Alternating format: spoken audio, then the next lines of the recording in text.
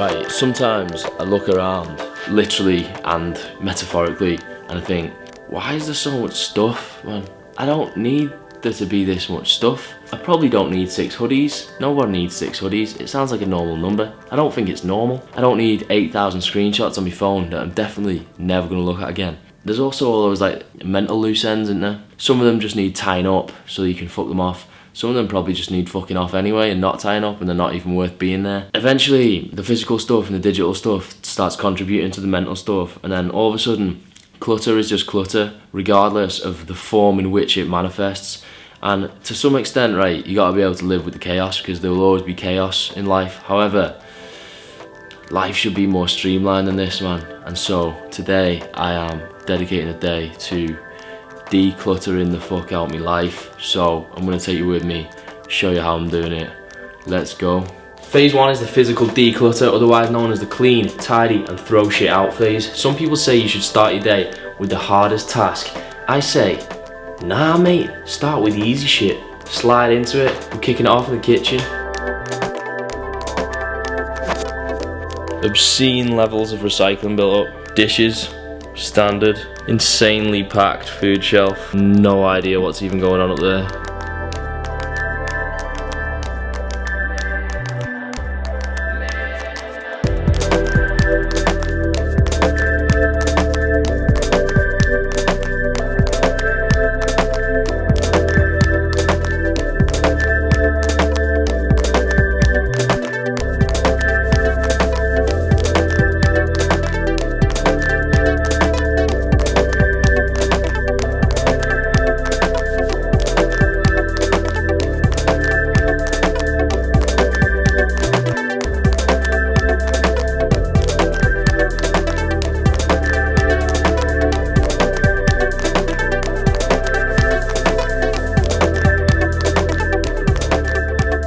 Next I'm going to tackle a bedroom, and I'm going to try and have a bit of a clear out of some of my clothes. So first I'm just going to take you through what I've actually got. Wardrobe there full of clothes, one of those drawers, 3 main big drawers full, another 2 drawers, and also this an actual genuine 100% dedicated cardboard box that lives on the floor solely for overflow clothes. That's obscene, mate. Part of the reason that I got myself into this ridiculous predicament is because, well, one day I decided it would be a great idea to be a YouTuber, right? That led to me making an Instagram. People sending me clothes and saying, hey Joe, if you post a picture wearing our clothes on Instagram, we'll pay you some money. And I thought, that sounds great, mate. Sounds easier than work. I did that, and it just led to the unnecessary accumulation of an unreasonable amount of garments. There was one company in particular that I stopped working with recently, but I was doing like 3 posts a month for them, and so they were sending me like 6 to 8 items a month. I was clothing half of Manchester with the amount of shit I was giving to charity. I don't work with them anymore. Not that I have any hard feelings towards them, I just felt like it was unnecessary. I do still work with some companies, but the ones I post for now I do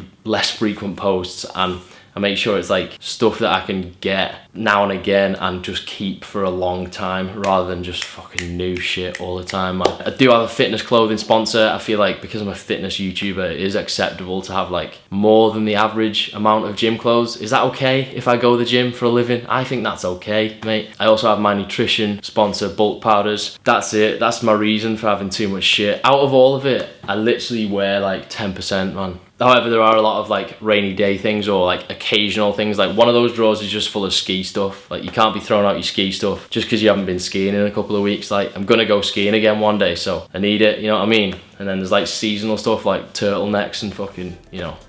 You're not busting out the turtlenecks in June, are you? But you do keep them. Anyway, you get the idea. I'm gonna try and get rid of some shit.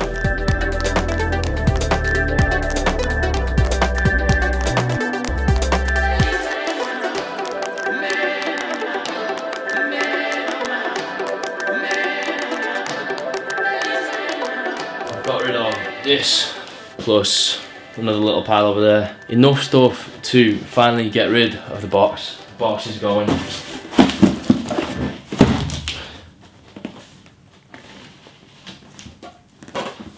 There's quite a lot of tape on that. I'll probably just dispose of it normally in a bit. The point is, if I get rid of the box, I can't put stuff in the box anymore. That's the master stroke, and so the potential for the build-up of clutter is decreased. This is my desk where I work. That's a bicep. It's currently in my bedroom, but sometimes I keep it in the front room. I just switch because I just get cabin fever in whichever room I'm in and I need to move. Anyway, that's what I'm tackling next because it's cluttered. Exhibit A, also clutter there as well. Also, in case you noticed, I did actually put some pants on that aren't joggers because I feel like once you've been in joggers for over a few hours, you start questioning whether you're a genuine peasant or not. And I don't like those peasant feels, so I changed. And basically, today, in this day and age, this is all you need, mate. This is all you need. And you can do whatever the fuck you want, mate. What a world. What a view.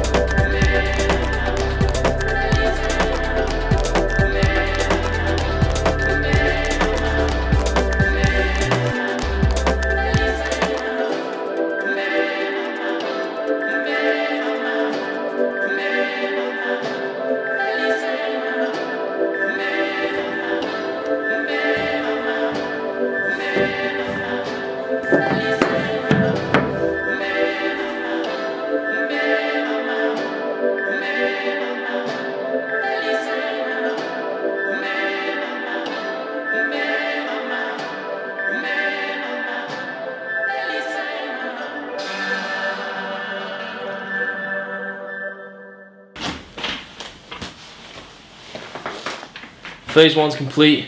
I feel better already, but it's time for phase 2, which is the digital declutter.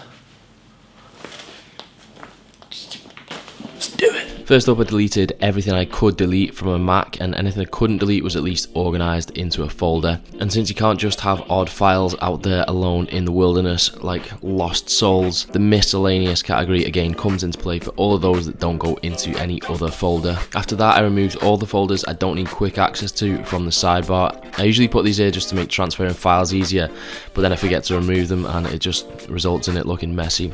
If you're on Windows, I'm sure there is an equivalent to this. Alright, then it was time to tackle the hard drives. Yeah, I've got a few, and memory cards also. I've basically got pictures and videos dating back to about 10 years ago, and sometimes I resist organising them all because I end up looking at old shit and just being crippled by nostalgia. Anyway, this took a while, but I'm just going to speed you up for the sake of the video. Also, look at some of these brownies that Mags made for me when I hit 20k subscribers. They were tidy, mate. Alright, let's pause for the most satisfying sound known to man.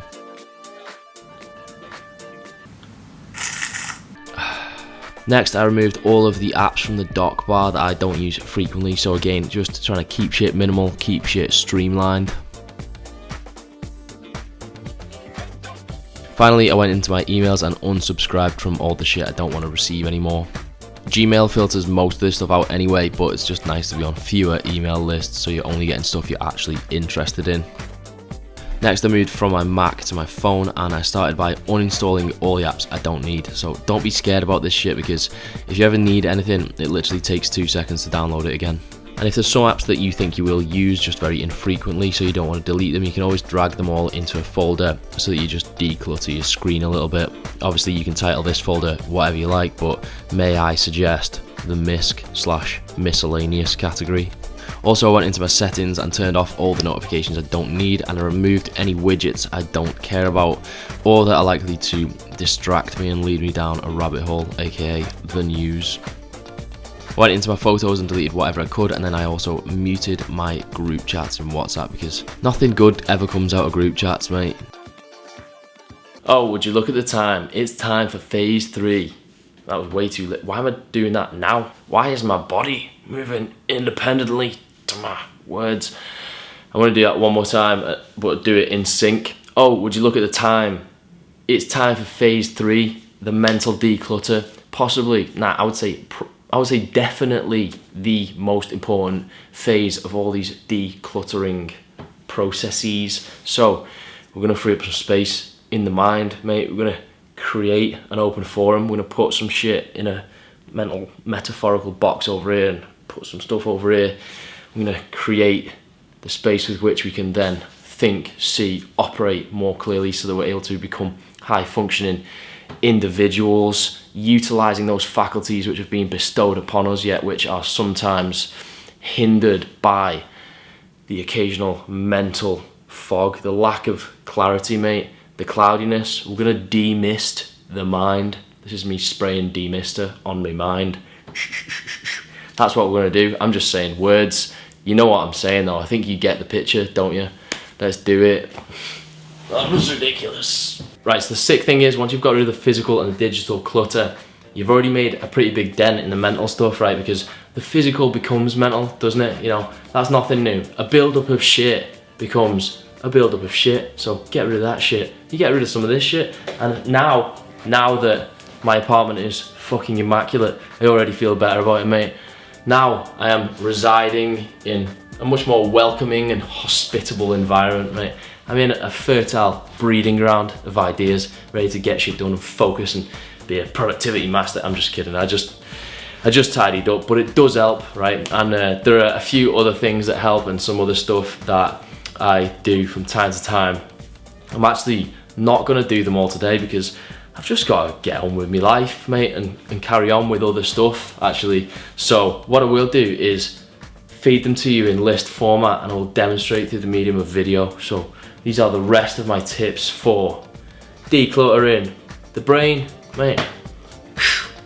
Right stuff. And when I say stuff, I mean the actual word stuff, because the thing about stuff is it's an umbrella term that basically anything fits under. So you can write that in the middle of a page and then spider diagram any thoughts whatsoever that are inside your head. Most of the time for me, this ends up being a kind of spread out ideas list, whether it's video ideas or podcast ideas or just other stuff that I want to do generally. But I also write more broad things that I think I should remember. So in one place it might have a business idea, and in another it might say life is short, live freely, Joe, be free. And in another it might say go to the shop and buy Cocoa Pops. The whole point is that anything goes. You're just tipping your brain out onto the page without any effort to classify and categorize things or even to make any sense whatsoever.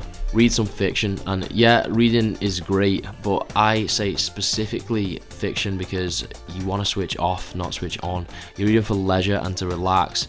You're not doing revision. Anyway, I'm going to go on a brief 2-minute rant about reading, so here we go. Right, this is kind of unrelated to the video, but I've just got an opinion. I'm going to throw it in there. That's just what I do, mate. So people ask me quite often if I have any specific book recommendations, and particularly if there are any books that I think helped me to kind of form a perspective or mold my kind of outlook on life, or maybe help me become a more positive person or whatever it is, right? I think generally we are expecting too much from books. I don't think it's your fault. I don't think it's my fault. I just think it's a result of the fact that books within the kind of self-help industry are marketed in a sense that it gives you the impression that they have all the answers, and that like you're just going to be reading this book and as long as you choose the right one, it's this one, and you're going to like get to like page 79 and all of a sudden you're going to uncover the mysteries of the universe. You're going to have life figured out, everything's going to be fucking great, you're going to go be successful and like, you know, live a happy and fulfilled life because you got the right book, man. I think we expect too much. I don't think it actually happens like that. I think generally we should read for fun, right? And I'm not saying you can't learn things, but it should be learning for the sake of, because it's fun to learn and it's interesting. I don't think we should go in expecting things and hoping that things are going to change our lives, because I don't think you change your life by reading. I think you just change your life by living a bit more. And so if you learn something, then that's great, but you don't always have to be learning something, man. You don't always have to be trying to fucking just excavate bits of knowledge, because what happens is you get the book and you're like, right, where's the good bit, right? I want to get the good bit, I want to get the bit that's going to fucking change my life, man. And then you don't enjoy reading it, man. You're just like trying to get to the good shit, and then maybe there's like one page of like good shit in a 300-page book, and that's not how a book should be, man. So that's why I like fiction, because I think you can just float away. You know, you probably don't need the answers, man. No one needs any more answers. I would say a lot of you, personally, I think I probably know everything that I possibly need to know to live a happy and fulfilled life, and it's just a case of doing it, man. This was a side tangent. Let's go back to the video. Play FIFA with a sibling or friend, ideally the earliest version you can get your hands on.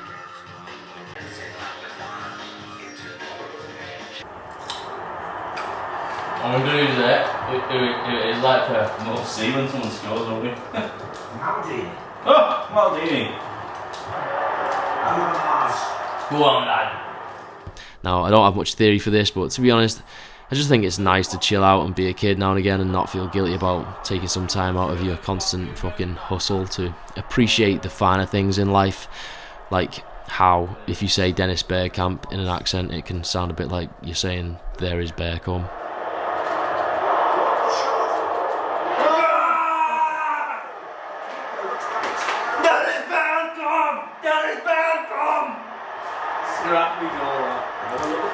Reduce your daily decisions by introducing a routine and basically putting as much of your life as possible on autopilot. So examples might include prepping meals for the week ahead, laying out your clothes for the following day, following a training program, or even just scheduling out your whole day the night before.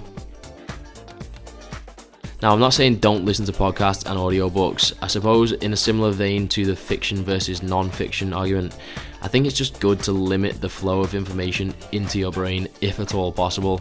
You're constantly taking things in, and I just think trying to utilise every single second of the day with something productive can make you miss things because you've never got time to just float away and daydream and think about shit and ruminate on all the thoughts bouncing around in your head. So just slow it the fuck down, listen to some chilled out tunes, and maybe go observe the social interactions of the geese that live in the canal outside your building. I've linked a playlist with some of my favourite tunes to walk around aimlessly to, so you can check that.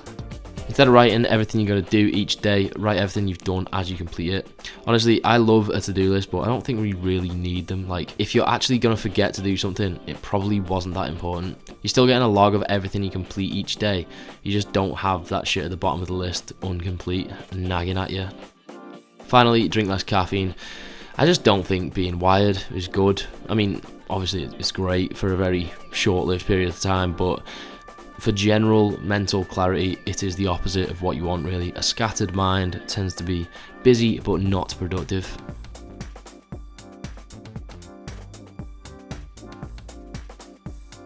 Joe Utilise, my hero.